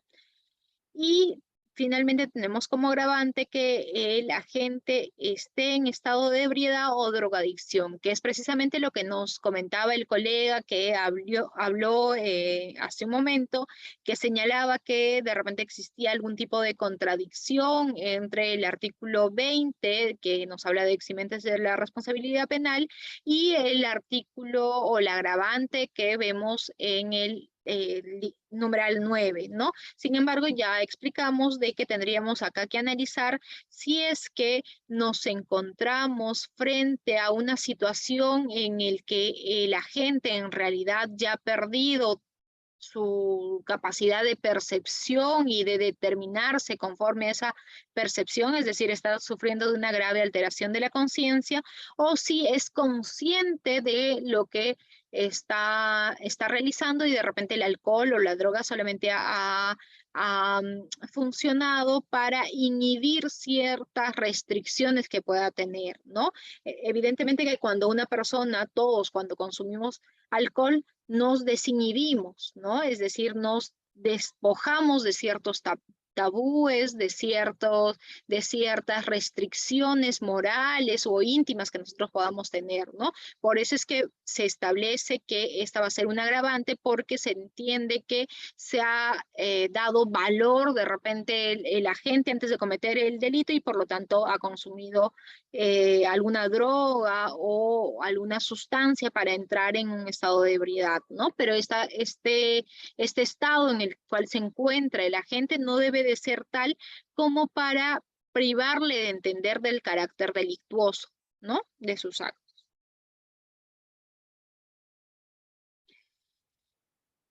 Veamos ahora el delito de feminicidio como política criminal de Estado, ¿no? Existen una serie de críticas que se le han hecho al delito de feminicidio, ¿no? Por ejemplo, la principal crítica de repente es que en realidad este delito no va a proteger un bien jurídico que sea distinto al delito de homicidio o distinto al delito de asesinato, ¿no?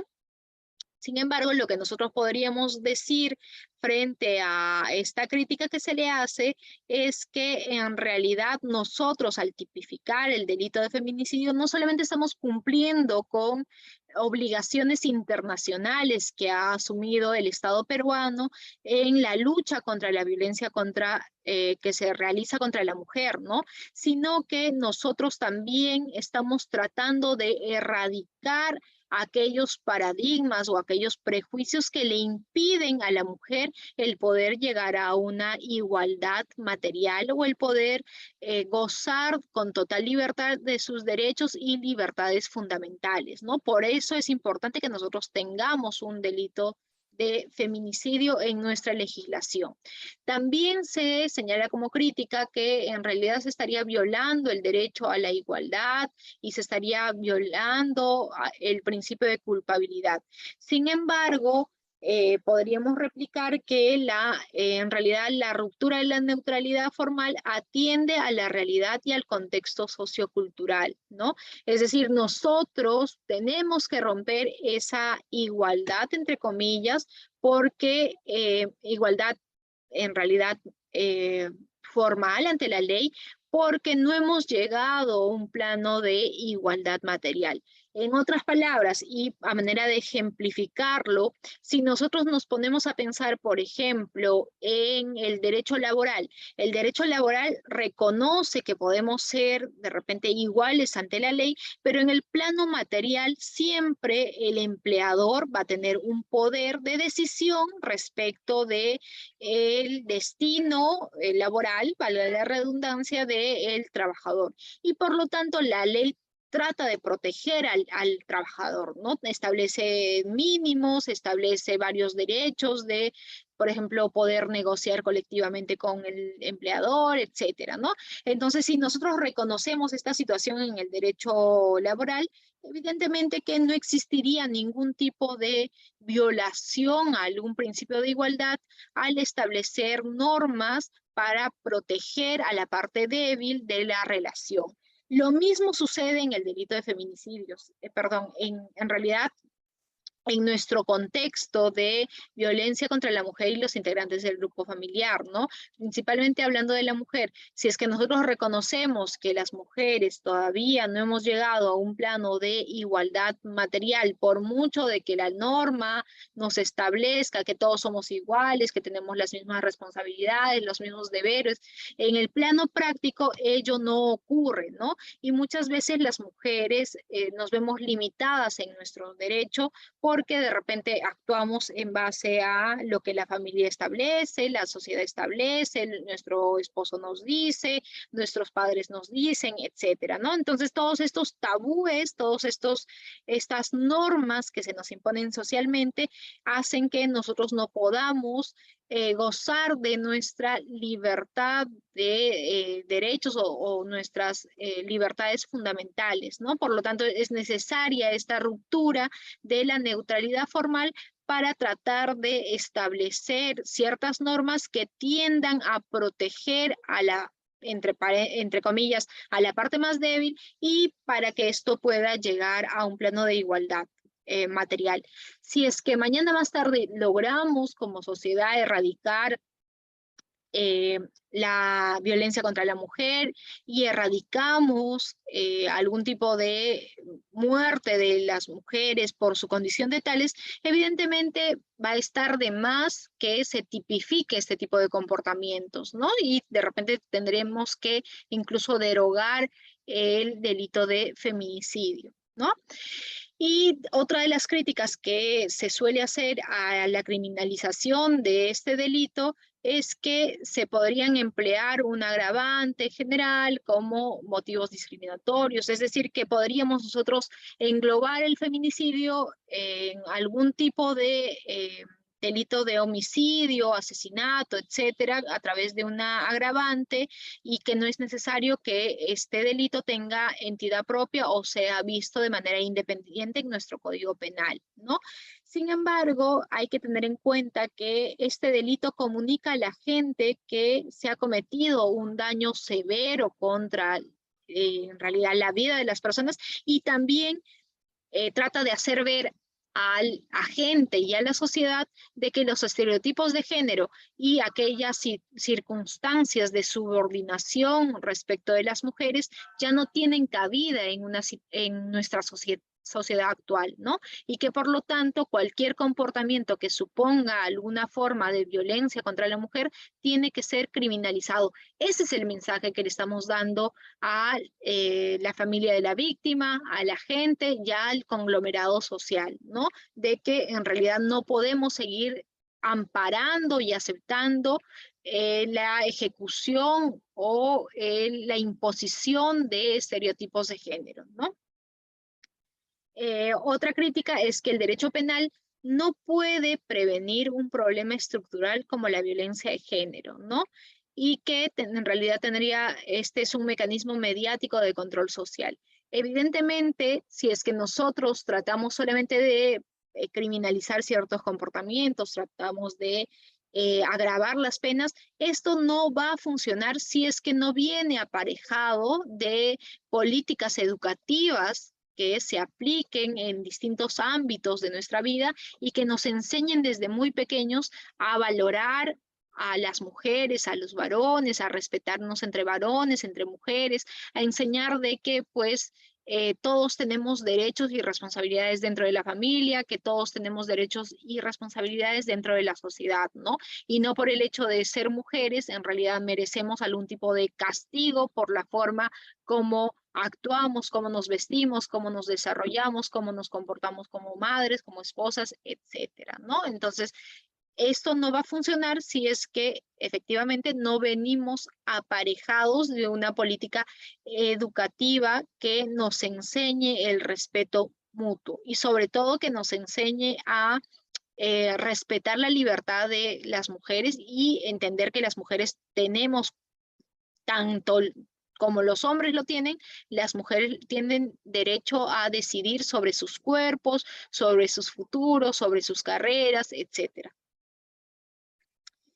¿Y cómo resolvemos las cuestiones de repente que se nos podrían presentar concursales respecto al delito de feminicidio? hablando del delito de lesiones graves, dolosas y la tentativa de feminicidio.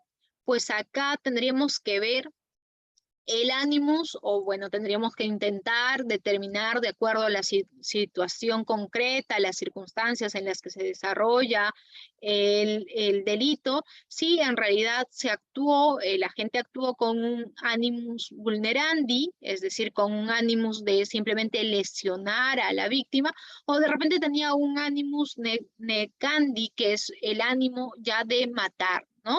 Entonces, uno de los supuestos de lesiones graves son aquellas que ponen en peligro inminente la vida de la víctima, la cual, si fuese mujer y la agresión se produjo por su condición de tal, constituiría un agravante del artículo 121b, ¿no? Pero la distinción debe de realizarse partiendo de los propios hechos, ¿no? Y nosotros tenemos que tener en cuenta de repente diversos factores como la hora en la que se produjo, la intensidad con la que se produjo el ataque, qué mecanismos se han empleado. Evidentemente que si el agente usa un arma de fuego, va a ser, o de repente nos da más indicios de que en realidad el agente quería matar a la víctima, cual si el agente haya actuado simplemente sus manos como para agredir a la víctima, ¿no? Tenemos que ver también cuál ha sido el grado de vulnerabilidad de la víctima, el lugar donde se produjo las lesiones. No es lo mismo que se le corte de repente a la altura de la mano, que se le corte a la altura de la yugular a la víctima, ¿no? Indicios de móvil, vamos a analizar acá los antecedentes del conflicto. De repente en otras oportunidades ya el agente le dijo a la víctima que le iba a matar, que ya sabía todo lo que estaba haciendo, la amenazó delante de otras personas, la golpeó brutalmente delante de otras personas, etcétera, ¿no? El tiempo que me dio entre el ataque de la mujer y la muerte también tendríamos que tomarlo en cuenta para saber si es que nos encontramos frente al delito de lesiones graves dolosas o frente a una tentativa de feminicidio, ¿no? Cuando hablamos de feminicidio y para ver también la situación de concurso respecto del homicidio por emoción violenta, tenemos que analizar que en realidad nosotros, si estamos tratando de desterrar lo que son los estereotipos de género, no podríamos entender que un crimen por celos o un crimen pasional podría constituir un homicidio por emoción violenta y tendría que disminuirse la pena a aplicarse a la gente, ¿no? Recordemos que el delito por emoción violenta es aquel que se presenta cuando se va a matar a otro bajo el imperio de una emoción violenta que las circunstancias hacen excusables, ¿no? Entonces, en este caso, cualquiera sea la circunstancia en el que de repente el agente encuentra a su novia, a su esposa, teniendo sexo, teniendo relaciones sexuales, teniendo de repente un encuentro íntimo de cualquier tipo de naturaleza con su amante, esas circunstancias no podrían ser excusables, hablando socialmente, en términos sociales, como para que nosotros podamos disminuir la pena de la gente y considerar pues que en realidad estaba premonido de una emoción violenta, ¿no? Entonces, en este caso, si nosotros queremos desenterrar todo lo que son los prejuicios sociales en el sentido de que el varón sí puede tener más de una relación, puede sacar la vuelta, puede tener varias, ¿no? Y la mujer, mientras por el otro lado se le exige un tipo de pureza sexual, que no tenga varias parejas sexuales, que solamente tenga una pareja en toda su vida, etcétera. Entonces nosotros tenemos que entender que no cabe en el delito o en la figura del homicidio por emoción violenta, no cabrían los supuestos en los que se causa la muerte de la persona por razón de celos o por un crimen pasional, porque en realidad ese crimen pasional lo que estaría tratando de hacernos ver es que la mujer tendría que ser posesión o propiedad del varón y que por lo tanto no podría o tendría que castigarse dicha infidelidad con la muerte, ¿no? Entonces, de repente tendríamos nosotros solamente que analizar el homicidio por emoción violenta cuando de verdad la situación haga excusable ese comportamiento que ha tenido la gente. Por ejemplo, si es que nosotros llegásemos a nuestra casa y vemos que hay un ladrón ahí y que acaba de privarle de la vida a nuestros hijos, a nuestra esposa, etcétera, entonces ahí sí las circunstancias harían excusables de que esta persona cometa el delito de homicidio por emoción violenta, ¿no? Porque se entiende que existe un hecho enervador que es repentino y que es idóneo y que se está produciendo una reacción violenta instantánea y que cualquier persona en su lugar hubiese terminado actuando de la misma manera, ¿no? Por eso es que vamos a decir que las circunstancias hacen excusable esta situación, ¿no? Y hablando del concurso real que se podría configurar entre el delito de feminicidio y la violación sexual, tenemos que ver que en realidad los medios a través de los cuales se comete el delito de violación sexual podría ser a través de un mecanismo de violencia física o psicológica o grave amenaza o aprovechamiento de una situación de coacción, ¿no? Y en los casos en los que se produce la violencia o la violación sexual a través de la violencia física, empleándose una serie de golpes, de patadas, de cortes respecto del cuerpo de la mujer, podría configurarse o podría darse un supuesto de concurso entre tentativa de feminicidio y violación sexual, o incluso, si es que la mujer llegase a morir, un supuesto de feminicidio consumado y violación sexual, ¿no? Entonces, en este caso, ¿sería un concurso real o ideal de delitos? Pues tendríamos que partir de los mismos hechos e indicios que se habrían cometido, ¿no? Entonces, en este caso, para que nosotros podamos resolver, si es que tuviésemos un caso parecido en el que se aprecia que en realidad la muerte de la mujer se ha dado como consecuencia de las graves lesiones que ha sufrido con el objeto de que el hombre pudiese tener acceso carnal con ella, pues vamos a tener que ver las circunstancias del caso en concreto, ¿no? Si la víctima podía recuperarse de las agresiones, ¿no? Y no ha sido una consecuencia de repente natural que falleciera, de repente por una herida cerca a la yugular, por una herida cerca al corazón, etcétera. Entonces, incluso podríamos hablar de un concurso real entre estos dos delitos, ¿no? Por un lado estaría la violación sexual que se ha consumado, que ha llegado la persona a tener el encuentro sexual, y por el otro lado, después de repente de haber tenido el encuentro sexual, recién le ha causado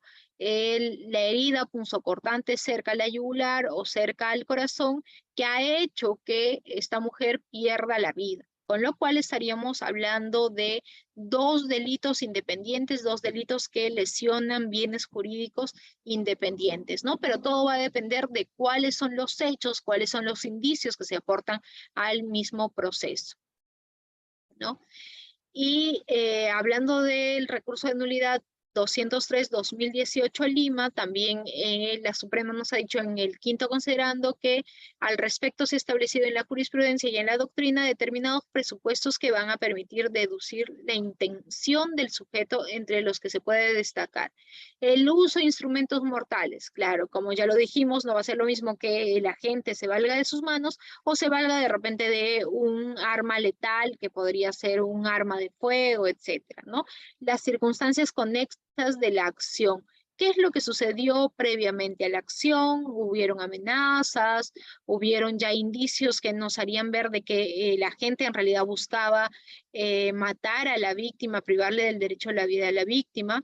Tendríamos que ver la personalidad del agresor, si es que el agresor tenía algún tipo de antecedente ya por algunos delitos violentos. Tendríamos que ver cuáles han sido las actitudes o incidencias observadas o acaecidas en momentos precedentes al hecho. Particularmente si mediaron actos provocativos, palabras insultantes y amenaza de ocasional ocasionar males, ¿no? Entonces hay que ver básicamente estos aspectos como para que nosotros podamos determinar si es que en realidad el agente solamente buscaba tener acceso carnal con la víctima y que por lo tanto le propinó golpes que lamentablemente le terminaron causando la muerte, o por el contrario buscaba tener acceso carnal y después de ello deshacerse del cuerpo, matar a la víctima, etcétera, ¿no? Entonces todo nos va a servir para ello, analizar cuál es la escena del crimen, ver en qué estado se encontraba la víctima, qué mecanismos se usaron, etcétera, para determinar si es que nos vamos por un concurso real de delitos o solamente se aplicaría de repente el delito de violación sexual con la agravante de la subsecuente muerte de la víctima, ¿no? Y ya para terminar,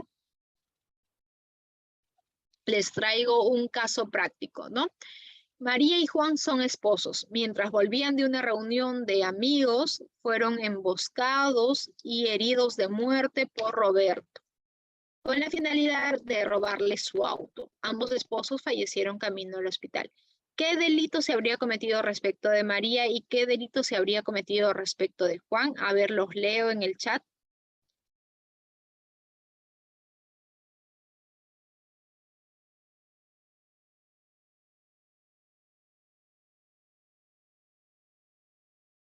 Por acá, mientras de repente vamos pensando en la respuesta del caso práctico, nos ponen, ¿no? Para que se aplique el dolo, tendencia interna trascendente, tiene que existir un motivo o finalidad, lo cual lo llevó a cometer el delito. Claro, precisamente la Corte Suprema dice que la finalidad es porque, en realidad que este elemento de tendencia interna trascendente sería dar muerte a la mujer por su condición de tal, y ese es el motivo, esa es la motivación que llevó a la gente a cometer este delito, ¿no? Lo cual es un poco absurdo porque en realidad es por la condición de tal, y la condición de tal se tendría que entender como un tema de elemento o como una parte misma de el elemento objetivo del tipo, ¿no?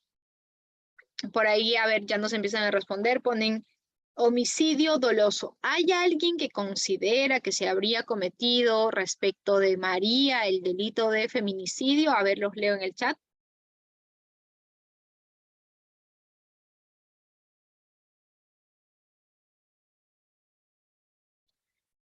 Eso es lo más importante de todo en este evento jurídico. Homicidio calificado y agravantes, nos ponen por ahí. Ambos por homicidio calificado.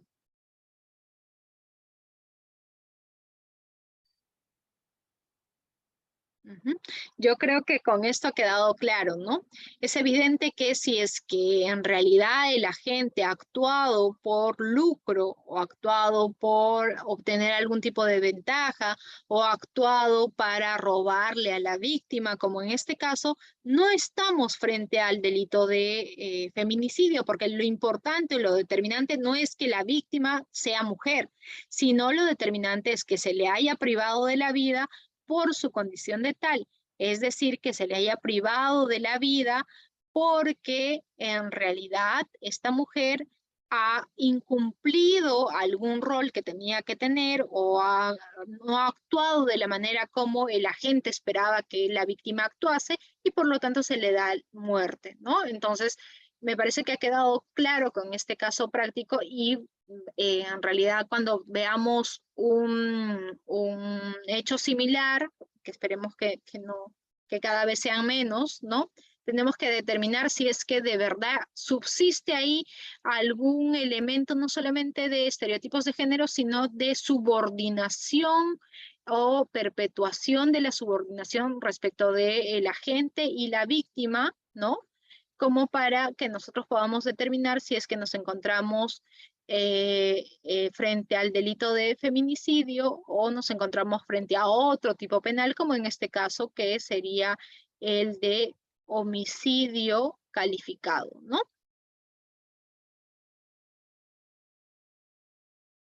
O robo agravado también podríamos ver que se ha cometido, ¿no? Claro. Bien amigos, esto ha sido la clase por hoy. Ahora abrimos el micrófono para cualquier duda, cualquier pregunta que pudiesen tener por ahí, que haya quedado algo en el aire o alguna duda que tuviesen.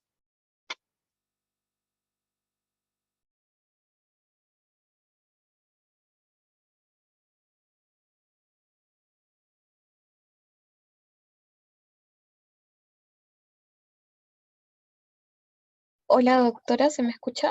Hola. ¿Qué tal? Muchas gracias, doctora. Agradecemos la excelente disertación del día de hoy, esperando que nuestros participantes hayan cumplido con alcanzar todas sus expectativas respecto a este curso. Ha sido un curso muy bien desarrollado, con ejemplos dinámicos. Muchas gracias, doctora. Muchas gracias a todos ustedes, gracias por haberse conectado, gracias a CEFOCA por la invitación y bueno, será hasta otra oportunidad. Buenas noches. Muchas gracias, doctora. Buenas noches. Y bien, estimados participantes, con esta sesión pues finalizamos.